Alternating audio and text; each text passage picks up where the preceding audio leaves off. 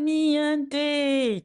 Thursday episode of the English podcast. On March 21st, Namibia just elected its first female president, Nandi-Ndaitwah.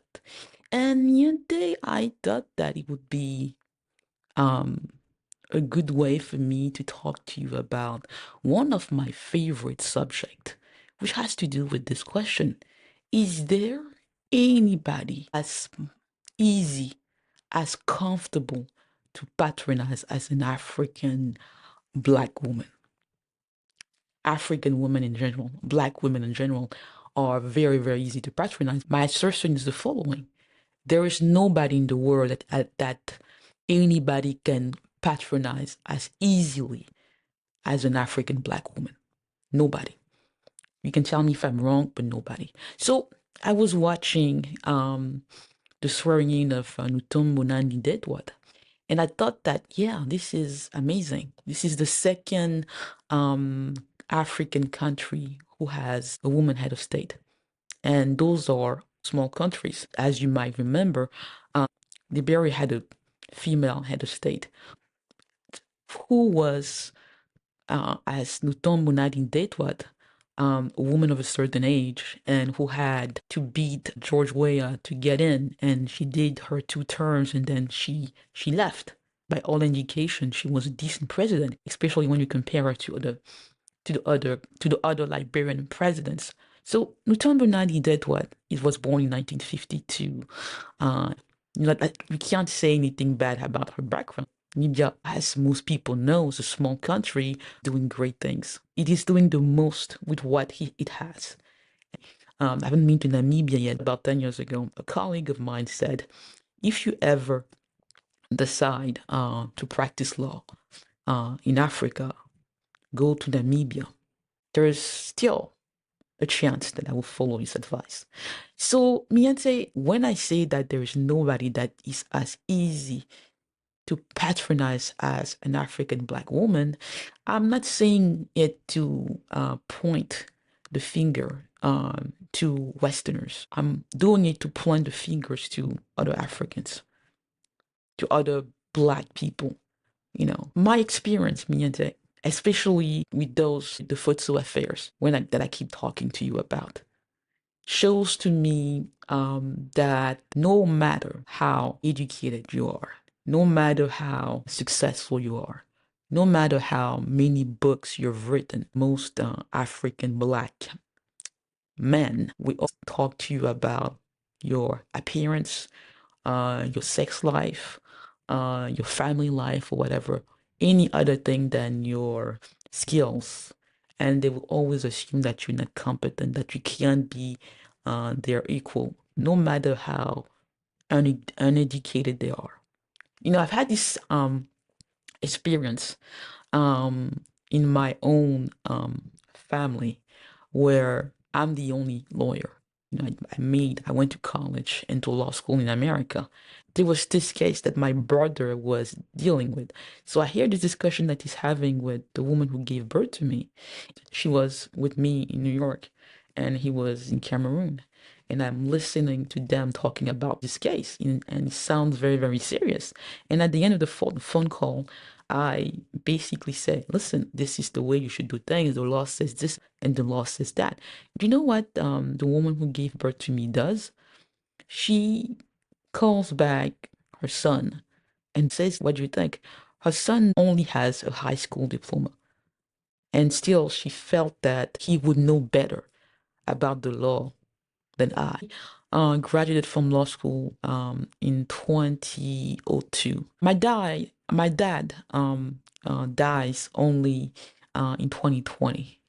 Every single time I wanted to give legal advice, not to him, but to others about how we should do things, people always assumed that there was no way I could know what I'm talking about. No way. It didn't matter that, I graduated from American University, that I got, my law degree, I got my master's in international relations. I remember this half brother who I'm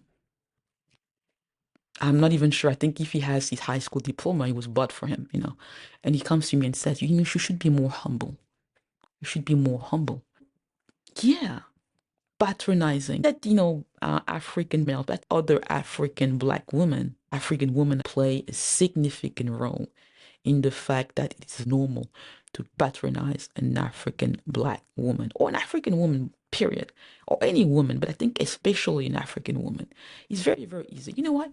Because there's this thing where um, even black women who have no education at all think that we are all the same. We are equal. That what would make us different is who you're married to.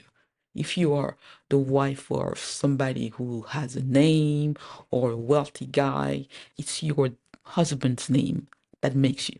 So no matter how knowledgeable about the law, no matter how successful I can be with my personal career and my writing career, the assumption within a lot of countries on the African continent will be that what matters is who my husband is, or whether I'm married or not. It's the guy who makes the woman. It's the dick that matters. That's always the case. So I was looking at the new Namibian president, and it reminded me of what I said to some of the UN, the United Nations personnel. I've worked for the UN for a bit. Yeah. So I was trying to explain to them why what happened to me and what happened to my dad, Victor Fotso, Fotso Victor mattered. And I get a letter from somebody who works again. I'm not going to say his name because he still works there. And it's a patronizing letter. It's still always the same. They offer you compassion. Then they explain to you why there's nothing they can do. And third, they're explaining the law to you, the rules to you.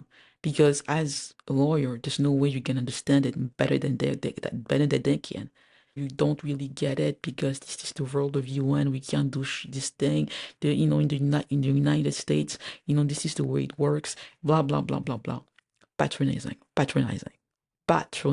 Me and I've had this conversation with a Belgian lawyer who's originally from Congo. And I was explaining to her what I was living through when I was in Belgium. And she says, yeah, many of us feel that way. But you know what she does then? When she realizes that my dad is a wealthy man, she basically disengages. So there's no solidarity. As I was watching the swearing of the new Namibian president, I was thinking, does it mean that things are changing? I don't think it does. When you're an African black woman, you always, always, always, always, always have to deal with the fact that people expect you to be a certain way. People expect you to behave a certain way. People don't expect you to be competent. And if you are forceful, then you become an angry black woman. There's a trap. There's always this assumption that women are made to have kids. Mothering is the most important thing that they can do. You have to take care of the male. You can see it if you read in most of the comments. If I'm very, very forceful, they're gonna say hate. They're gonna say you're full of hate. They're gonna talk to you about feelings, heart, and they're always going to assume that they know about what you need to do better than you can. No matter who it is, when it comes to African black women, people are always going to assume that they can teach them something, that they know better. They know better about the law, even though I'm the lawyer. They know better about my life, even though I'm the one living it. They know better about my father, even though they didn't know him. They know better about everything. They know better about my feelings. They know better about life. They know better about anything. They know better about Africa. They know better about tradition. What do you do if you have the aspiration to become president of an African country or to be something other than a housewife, than a mother? You can choose to learn the rules of the game or wear the mask of convention. and get married to an African dude. That has happened a lot in my family, in my dad's family, where women assume that to be credible, to level the playing field, they have to get married to somebody that is somewhat decent so that they can have his last name. You have to get somebody to wife you. You have to become, a Mrs. That's the way you play the game. But what if you don't? What if you decide that you're just going to force the door open and then do it?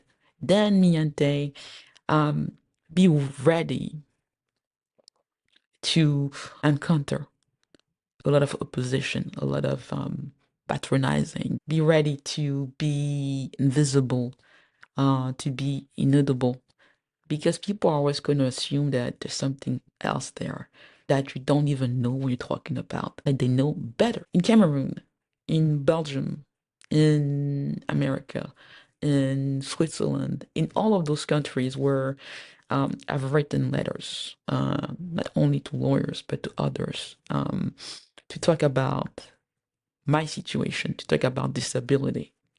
Can you imagine? I'm a disabled African Black woman. Ha! How great is that? Can you imagine how credible it makes me? So when you write people who um, who love to say that they believe in diversity, that they believe in human rights, they believe in Africa, they believe in, women, that is women's time. You talk to them about your experience, you talk about what has happened to you. The first thing you always receive is compassion. And then they explain to you why it doesn't matter. And why, despite the fact that they are saying that they care, why they can't act in your case. Because why does it matter? So my point, Niente, here is that the fact that it is the easiest thing in the world to patronize an African Black woman makes it extremely difficult for her to matter, makes it very, very difficult for her experience, for her story to matter, and for her viewpoint to be taken seriously. I should have been prepared, but I wasn't, by how difficult it is for people to just hear what I have to say. How easy it is for them to just dismiss it and to say, she doesn't understand the law, she doesn't understand the world, and she must be hysterical or exaggerating what she is talking about. She doesn't know what she is talking about. So how do you fight that? It takes time, courage, and the ability to just go through shit. You can't stand down. So, yeah, as I was watching the first Namibian female president, did I feel hopeful? Somewhat. But I'm waiting for an African Black woman, or an African woman, period. I'm not sure. Blackness here matters, but Africanness matters more, okay? But Blackness matters because it makes things more complicated. So does disability. So I'm waiting for the African continent to have a female leader that is something other than conservative, that can be bolder, and that doesn't have the typical biography. By that I mean the wife of somebody, the mother of somebody. There's nothing wrong with that. But I think if you want to break conventions, we need African women's voice, not to follow the typical narrative where we're just as conservative and we never talk about feminism or just women's rights. I think that, feminism is key. but we can disagree. There are women who don't think that that's the case, but I think it is. I don't think you can't dismiss how important feminism is. I'm not going to say Afro-feminism because I'm not sure I feel about that, but I will just say feminism is key. Will the Namibian president do something for women's rights? I don't know. Did Ellen Sirleaf did something, did her term in Liberia did something for women's right? I don't know. You will tell me. But he was a decent president. Like um, that's the most important part of the job. That's the most important thing. First thing, when you're a female leader, when you get into the position, you first have to do your job. If you do your job, then you can change the world. Competence matter. The reason why it's very, very, very comfortable to patronize an African black woman is because of Africans and because of other African women who take that, who take it more often than not, and who are able to who accept the narrative that we're all the same. There's no difference whether you're a lawyer, housewife in Douala or Abidjan or Freetown. We're all the same. Individual skills or individual stories don't make any difference. We need to get married, have kids, and maybe after that, when we become grandmothers, serve a country and become president. If there are no other males to do the job, serving. African black women were born to serve. That's it. We're the same. We look the same. It's amazing how often I get that. When people tell me you look like this person, and you look and you realize that the only thing that you have in common is that you're both black and more often than not African. And I'm just like, okay, well. So Miante, the only thing I know how to do is not to give up and to choose to believe that my actions matter. And that eventually, by refusing to stand down, that I'm going to be heard, that I'm going to be seen.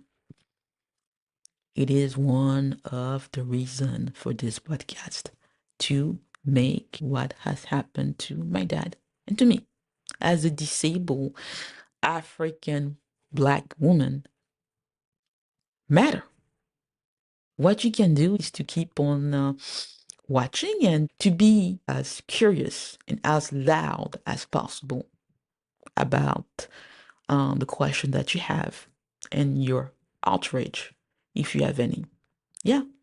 See you next week, Miante. We are continuing. I will get better. I'm getting to the rhythm of things. You can write to me, Miante, comment. And if you haven't already, follow the channel.